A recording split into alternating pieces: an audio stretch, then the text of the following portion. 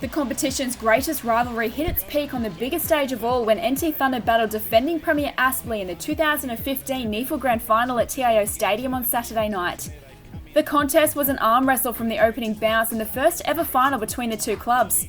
Competition leading goal kicker Darren Ewing gave the strong home crowd something to cheer about early when he took a terrific mark in the opening minutes. Luke Bath goes to the top of the goal square, defence there, but a terrific mark.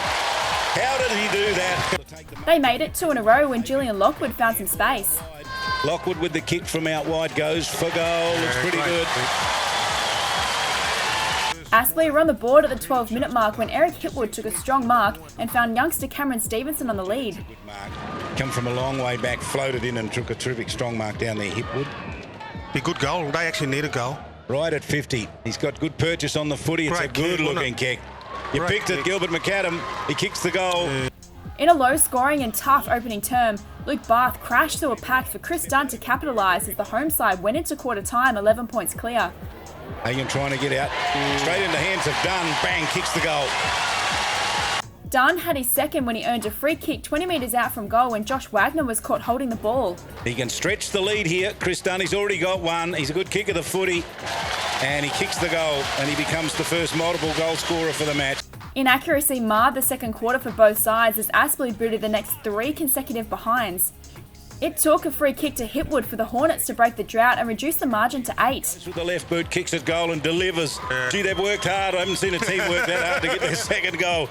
There were another 6 behinds before 2014 MVP Matt Payne kicked a classy goal on the run. Goes for goal, kicks it. And the Hornets hit the front when Eddie Sansbury got booted ball on the goal line. NEAFL Competition, kick to the goal square. And at the back to mark. Ball grabbed by Eddie Sansbury, kicks the goal. Thunder steadied through a skillful snap from Dunn, and they went into half-time with a 10-point buffer when teenager Michael Hagen converted a set shot. The polish play, he knows he's kicked it well, doesn't he? Oh, he knows he's kicked it well. Hipwood booted his second off a pinpoint pass from Adam Hughes to reduce the margin to 5 early in the third. Good off the boot, that's a good kick, that's a goal. But Thunder would find the answers through their dynamic forward duo.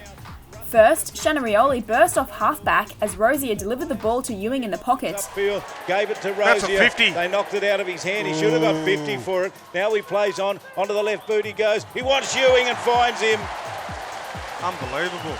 And the spearhead had his third with a huge goal from the boundary. Possible man to be kicking it as far as Aspley's concerned. He goes for goal. He has a shot.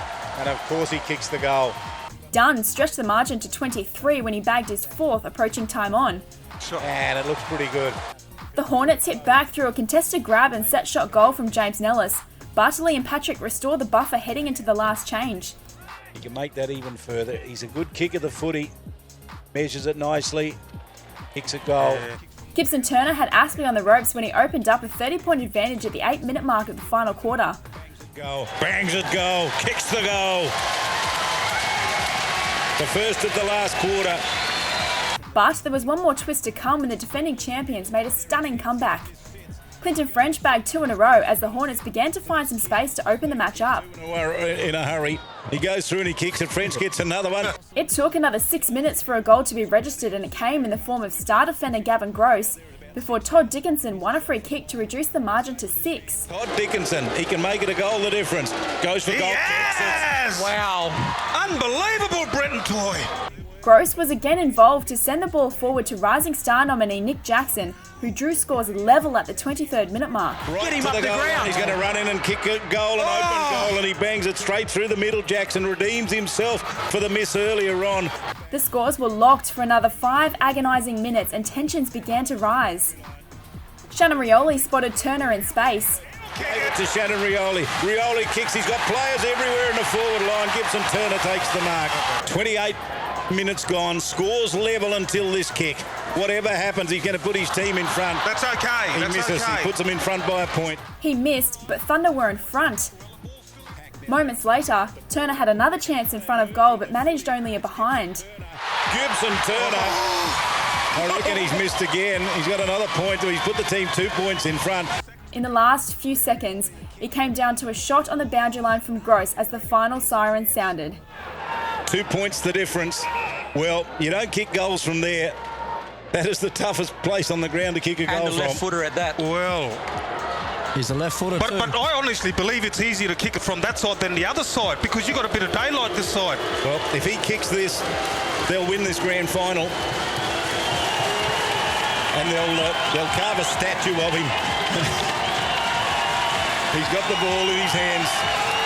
Gavin Gross, he's a good kicker to footy. He goes for goal. Oh, there it And the is. siren goes. I reckon he got a point right on the siren. And it's going to count in the score. The result's going to be 1 point. The result's going to be 1 point. Great game. Thunder record an incredible victory. And Aspley take nothing away from them when we thought it was all gone for them.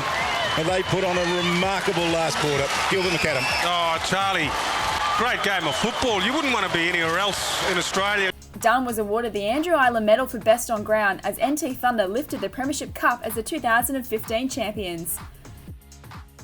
It was another thrilling finish to the NEAFL season, but there is plenty more to come at neafl.com.au. Keep up to date with all the off-season news, including club best and fairest winners, the upcoming AFL draft and all the recruitment news at your club.